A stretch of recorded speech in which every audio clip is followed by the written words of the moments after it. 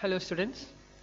In the last class we discussed how to find the electric potential at any axial point and at any equatorial point. Now we are going to see how to find the electric potential at any general point due to an electric dipole.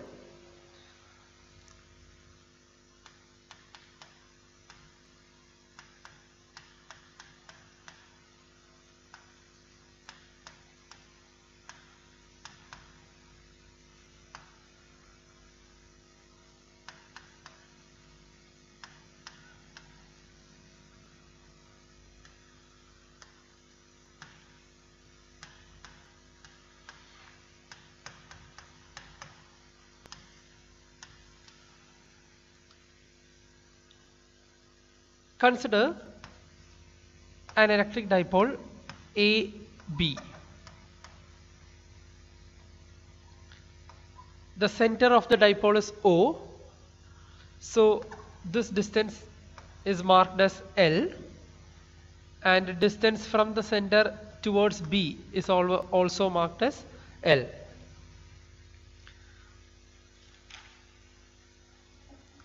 Now a charge negative Q is placed at the point A and positive Q is placed at a point B. Imagine any point P. This point P is not on the axial line, not on the equatorial line. It is anywhere. That is why we called general point.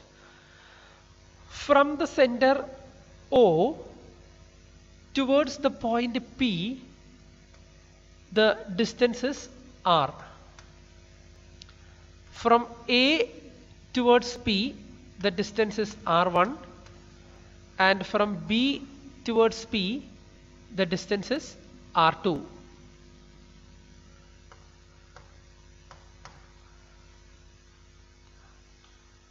Now, first we find the potential at P due to positive Q. Potential at P due to positive Q. That is 1 by 4 pi epsilon 0 Q by this distance, that means distance BP, which is R2. So Q by R2. Now we will find potential at the point P due to minus Q. 1 by 4 pi epsilon 0 minus Q divided by the distance AP. That distance is R1. Now how will we find the total potential? We got two potentials. So how will we find the total potential? We can simply add both. So I am writing V is Vp plus Q plus Vp minus Q.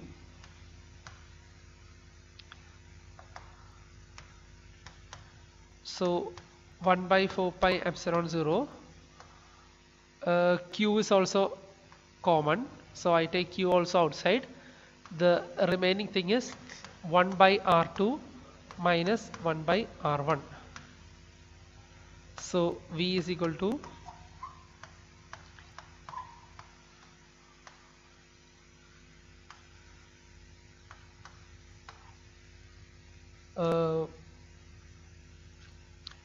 here you can take the LCM. So you will get R1 minus R2 by R1 R2.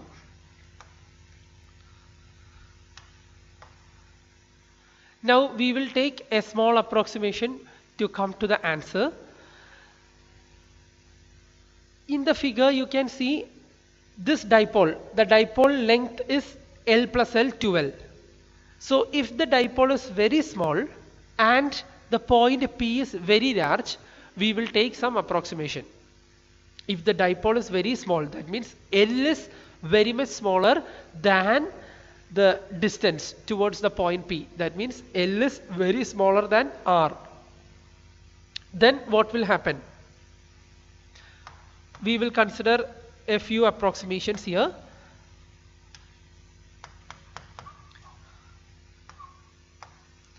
If R is very much greater than L, then R1 minus R2 can be written as 2a cos theta, and R1 R2 can be written as R square. It is just an approximation. We use the vector considerations, the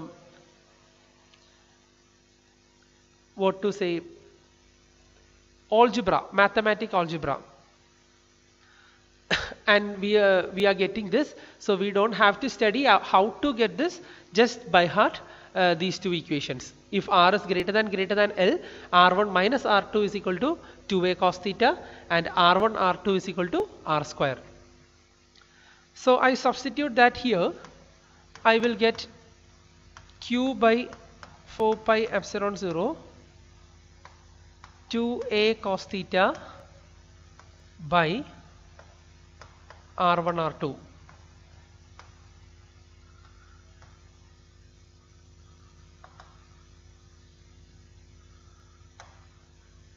We already studied Q into 2a is equal to P, dipole moment. So the equation will be V is equal to 1 by 4 pi epsilon 0 P cos theta by R square, because I already told R1 into R2 can be written as R square. So I am rubbing this R1 and R2 and I write R square there. So here P cos theta by R square, this is our equation. This equation can be written in the vector form as V is equal to 1 by 4 pi epsilon 0 P vector P dot R cap divided by R square. This is a vector representation. So I just put R cap, which is the unit vector. So P dot R cap is P cos theta.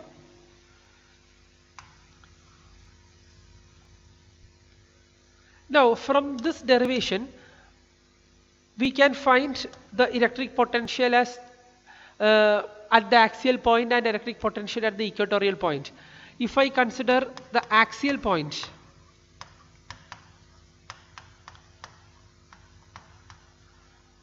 then you can take theta as 0 degree.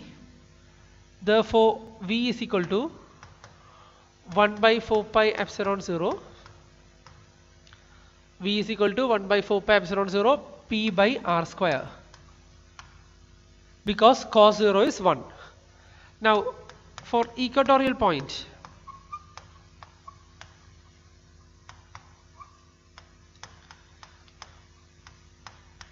theta is taken as 90 degree. So cos 90 is 0. Put it in the above equation, you will get V is equal to 0. So in this manner also we will get electric potential at the axial point and equatorial point.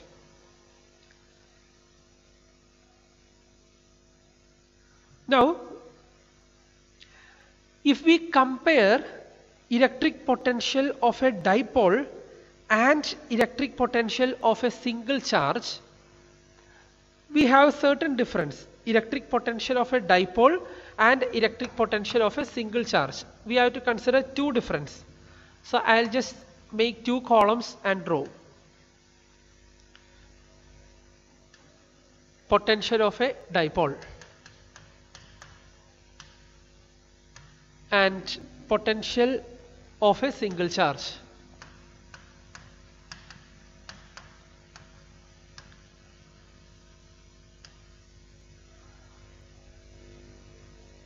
Potential of a dipole equation is 1 by 4 pi epsilon 0 P cos theta by r square, and potential due to a single charge is 1 by 4 pi epsilon 0 Q by r. So comparing these two equations, we get to know two things. The first point is electric potential due to a dipole depends not only on the charge. This P is actually Q into 2L. So charge is included in P. So potential depends on charge as well as the angle. That means the angle between vector R and vector P, where P is the dipole moment. Whereas electric potential due to a single charge depends only on R. So here we can say V depends on R and theta. Here V depends only on R. Theta is not there. Then second point, V proportional to 1 by R square here. But here V proportional to 1 by R. And this one, it has cylindrical symmetry.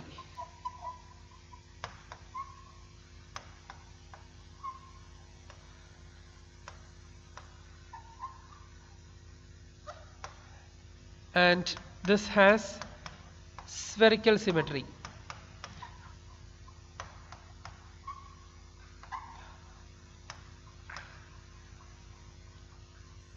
This has spherical symmetry.